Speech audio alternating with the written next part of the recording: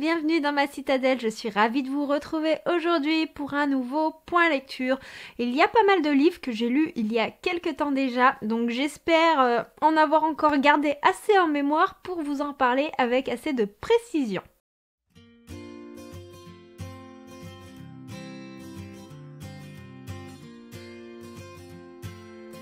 Je vais vous parler de Veritas de Isabelle Fourier que j'ai écouté sur Audible et en l'écoutant je m'étais aperçue qu'en réalité je l'avais déjà lu mais j'avais complètement occulté ce livre de ma mémoire. Dans cette histoire nous allons suivre Léo et Astrid. Léo et Astrid sont issus d'un milieu peu commun mais Astrid va en quelque sorte cacher son identité. Pourquoi ? Parce qu'elle ne veut pas qu'on sache qui elle est pour avoir une vie normale et ne pas avoir la pression sociale qu'elle vit en temps normal. Donc Astrid, c'est une Française et elle va aller étudier à Harvard et sur le vol l'amenant à Harvard, elle va faire la connaissance de Léo. Léo, un homme assez imbu de lui-même, enfin un homme, il a 23 ans, il est lui aussi hockeyeur à Harvard et lui aussi a un milieu assez particulier et pour pouvoir toucher son héritage, on va lui dire il va falloir que tu sois marié avant un certain âge. Je n'ai plus l'âge en tête donc je ne peux pas vous le dire avec précision.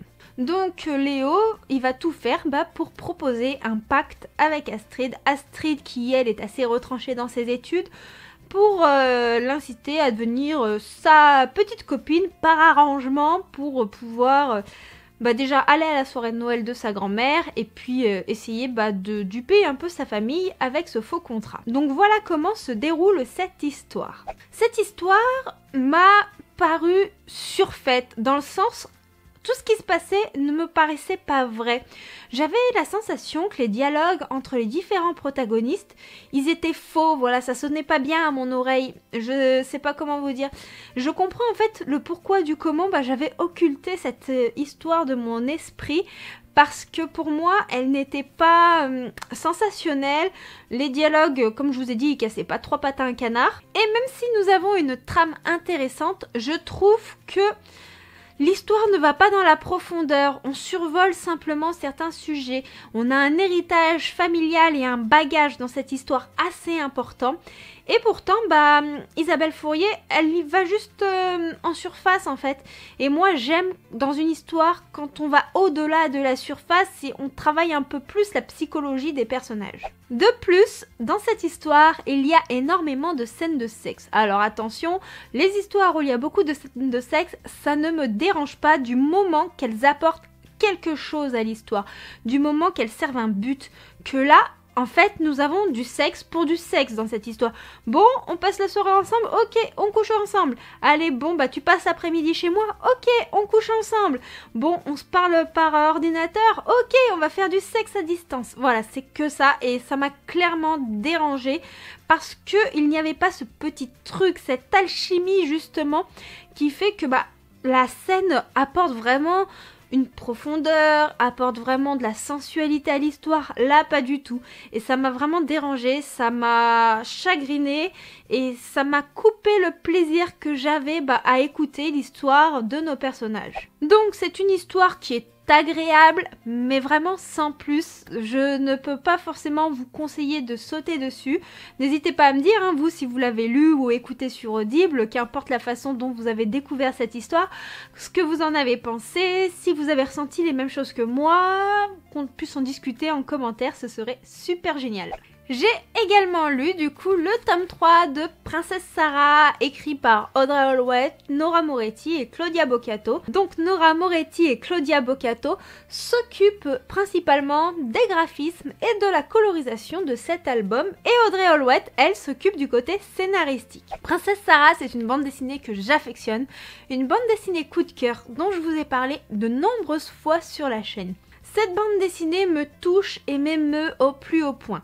Pour ceux qui n'ont pas suivi mes précédents updates lecture ou mes reading journal, Sarah, c'est une jeune fille venant des Indes qui va venir étudier dans un pensionnat à Londres.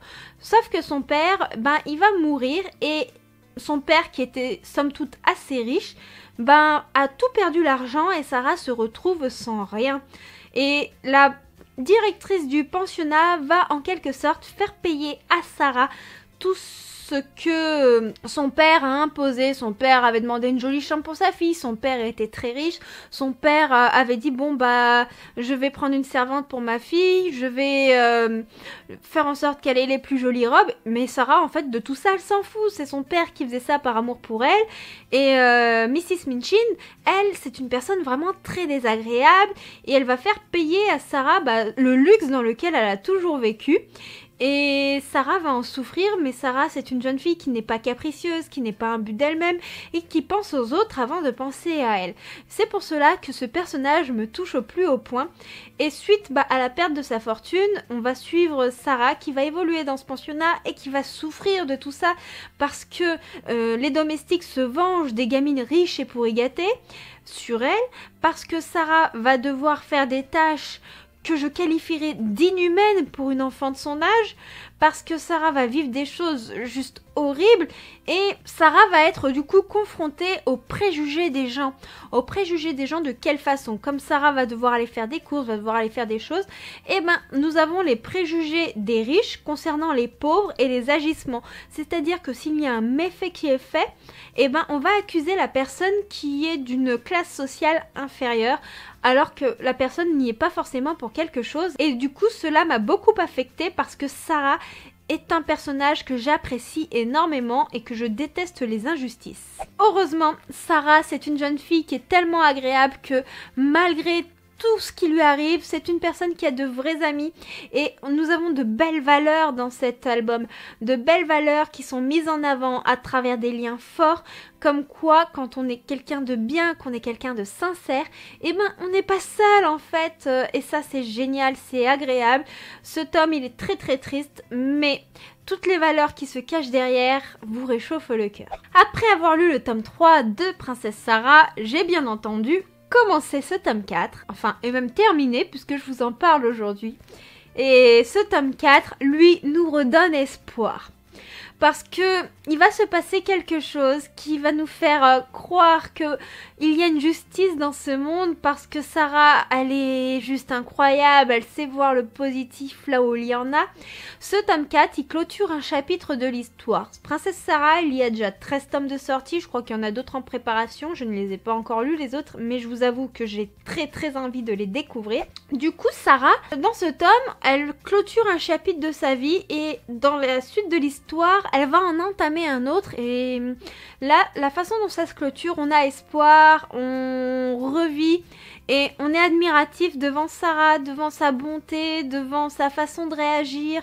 Et Mrs. Minchin, elle attise encore plus notre haine envers elle, puisqu'on peut que la haïr, et en même temps, on a envie qu'elle paye, qu'il y ait une justice et qu'elle assume un peu ses actes, ce qui n'est pas le cas. On va être toujours autant bercé dans l'amitié, les liens familiaux. On va être chamboulé par cette histoire qui vous tient en haleine, qui vous serre le cœur, qui vous fait espérer, qui vous fait tomber en admiration devant cette jeune fille qui fait face à des épreuves qui sont inimaginables pour quelqu'un de son âge. Comme je vous dis, en lisant ce tome, l'émotion m'a complètement emportée. Je peste quand il se passe quelque chose de pas bien. Je prie pour nos jeunes filles du pensionnat, particulièrement pour Sarah, mais aussi pour Becky, qui est une jeune servante qui est particulièrement touchante. Il fait ressortir énormément d'émotions. C'est un tome que je peux encore une fois vous conseiller. En fait, je ne peux que vous conseiller cette saga coup de cœur. Je vais vous parler d'une autre bande dessinée coup de cœur, toujours de Audrey Holwett, mais je crois qu'il y a aussi Charlotte Leston, Minnie Ludwig. C'est le Grimoire d'Elphie, publié chez Draco. Une bande dessinée juste incroyable, une bande dessinée qui vous fait sourire, qui vous plonge dans un univers d'origami, de magie et un univers familial juste incroyable et qui vous fera également voyager.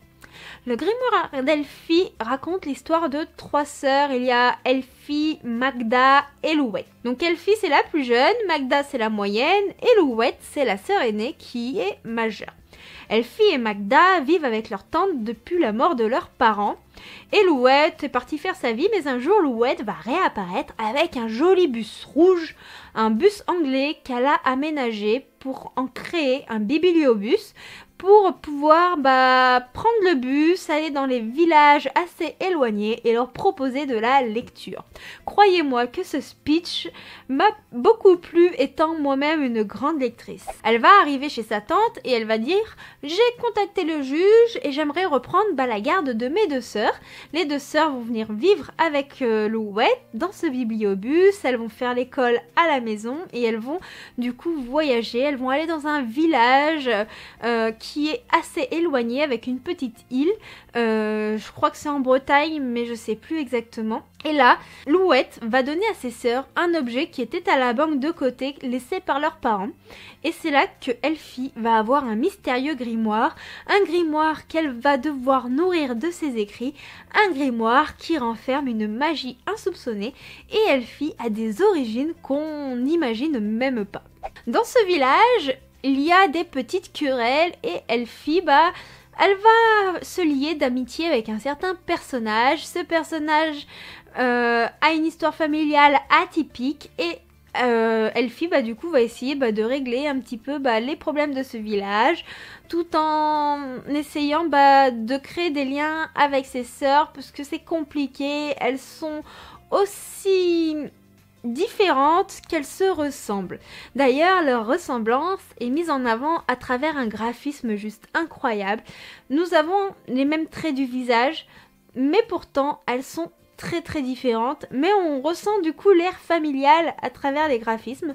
C'est une bande dessinée très colorée, c'est une bande dessinée avec un air assez enfantin qui peut se lire à tout âge. C'est une bande dessinée qui met les difficultés à travers le deuil, qui met en avant les difficultés du fait d'être éloigné de ses amis, le fait de vivre qu'entre sœurs avec les disputes sororales, si je puis dire comme ça. Nous avons un soupçon de magie, nous avons de belles valeurs. C'est une histoire qui fait vraiment appel à toute votre imagination et à votre sensibilité, qui ne peut pas vous laisser insensible justement, qui ne peut que vous émouvoir et vous mettre le sourire.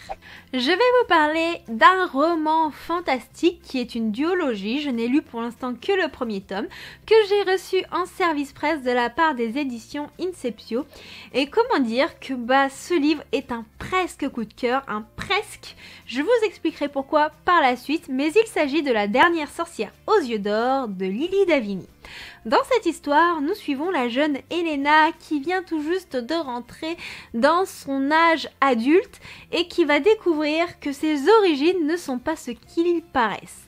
Elena est la dernière sorcière aux yeux d'or d'un clan qui a été décimé par le mal. Un mage pas fréquentable du tout et qui va affecter le royaume auquel Elena appartient réellement. Donc, suite au fait que son clan ait été décimé, une amie de sa mère va aller cacher Elena et la faire vivre dans une famille de fermiers dans le monde des humains. Sauf qu'à ses 18 ans, Elena va déclencher les pouvoirs qui lui avaient été enlevés pour sa protection. Elena va vivre difficilement toute sa période adolescente parce que les gens vont la critiquer du fait qu'elle est différente de par ses yeux. Elle va vivre ce qu'on appellerait du coup la discrimination et ça c'est très touchant puisque on voit qu'elle le vit très mal, qu'elle se sent à part et qu'elle n'est pas aimée alors que c'est une personne qui a juste un cœur immense. Donc à 18 ans, elle va déclencher ses pouvoirs et malheureusement cela va la mettre en danger et là une armée va venir la chercher pour la mettre en protection chez son géniteur qu'elle n'a jamais connu. Donc va s'en suivre un périple pour le moins dangereux et Elena va avoir la pression sur ses épaules parce que le monde compte sur elle pour pouvoir être sauvée. Donc j'ai adoré cette histoire parce qu'elle a un univers prenant, on est tout de suite immergé dans l'histoire dès les premiers chapitres. Lily Davini, elle a cette plume addictive qui vous emporte et qui vous fait vivre l'histoire puissance 1000 avec des personnages charismatiques et très attachants. Il n'y a pas un seul personnage qui n'a pas une grande importance dans cette histoire. Il y a une romance en plus de la fantasy et ça j'adore. Ce sont mes 2 genres préférés donc quand ils s'entrechoquent, ça ne peut que me plaire. L'univers est très développé malgré un roman de 300 et quelques pages. Donc si je puis dire, c'est quand même assez intéressant parce que on rentre vite dans l'histoire, on a des descriptions comme il faut et on n'est pas submergé par des longueurs et ça c'est génial. Nous avons énormément de créatures magiques qui font leur apparition comme des sphinx, mais il y en a également beaucoup d'autres. Il y a des gardiens, il y a des nymphes et plein d'autres. Nous avons des espèces de démons, on sait pas trop ce que c'est. Enfin, c'est juste génial. Elle a créé un univers dingue, un univers qu'on a envie de découvrir encore plus. Les descriptions nous donnent envie de voyager dans ce monde qui a l'air incroyable, malgré le mal qui y règne. De plus, comme je vous ai dit, il y a une romance, mais dans cette romance, il y a un petit côté enemies to lovers, et ça, ce n'est pas pour me déplaire. Je dirais que le seul hic dans cette histoire, c'est que nous avons une relation filiale qui n'est pas développée. Elle n'est pas développée et cela m'a dérangée parce que Elena va du coup devoir faire la connaissance de son père, un père qu'elle n'a jamais connu, qu'elle n'a jamais vu et dont elle ne soupçonnait même pas l'existence. En fait, ils se rencontrent, l'histoire s'enchaîne, mais leur relation n'est jamais mise en avant. Moi, si je rencontrais une personne de ma famille que je n'ai jamais vue, j'aimerais prendre le temps de faire sa connaissance, j'aimerais prendre le temps de tisser des liens, d'avoir des explications sur mes origines. Et ça n'y était pas, ça m'a quelque peu dérangée, surtout qu'il y a des scènes où nos protagonistes se rencontrent par la suite et on a l'impression qu'ils ont tissé ces liens, mais ces liens, on ne les voit pas dans l'histoire. Voilà, c'est donc pour ça que ce n'est pas un coup de cœur, parce que il y avait ce petit truc qui m'a dérangé, mais tout le reste de l'histoire est juste incroyable. La fin vous laisse sur un cliffhanger du tonnerre, on a envie d'en savoir plus, on a tout de suite envie de découvrir ce tome 2 qui a l'air juste incroyable. Maintenant, je vais vous parler d'une suite de mangas avec le tome 4 des Chroniques d'Asphareos de Shikishitos, publié chez les éditions Akata. Donc, vous savez, j'ai déjà lu les 3 premiers tomes de cette saga, les 3 premiers tomes que j'avais adorés. C'est un shoujo avec une extrême douceur dans un monde fantasy, ce qui est hyper agréable. Nous avons une relation hors norme avec une prêtresse et un dragon qui a des origines plutôt particulières, pour ne pas vous spoiler si vous n'avez pas lu. Et dans ce tome 4, par rapport à ce qui s'était passé à la fin du tome 3, je m'attendais à ce que l'histoire avance, l'histoire prenne une tournure beaucoup plus intéressante, mais en fait j'ai l'impression que nous avons tout un tome pour dire je viens te chercher et voilà, ça s'arrête là. Je vais pas développer plus parce que, si je vous explique le pourquoi du comment, malheureusement je vous spoil les 3 précédents tomes, mais je m'attendais vraiment à ce que tout soit plus développé. Certes, nous avons un peu plus d'action, mais cette action n'apporte strictement rien à l'histoire.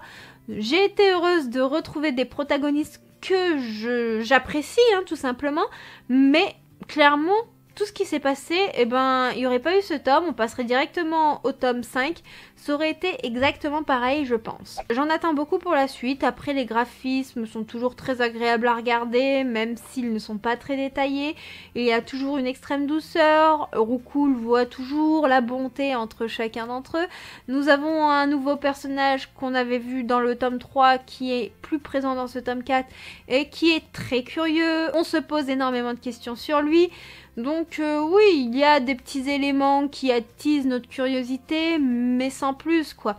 Donc j'en attendais énormément et clairement je n'ai pas vu mes souhaits exaucés. Je ne vous en dirai pas plus du coup pour ne pas vous spoiler, pour ne pas trop en dévoiler parce que je déteste qu'on m'en dévoile trop, donc je ne vais pas le faire avec vous.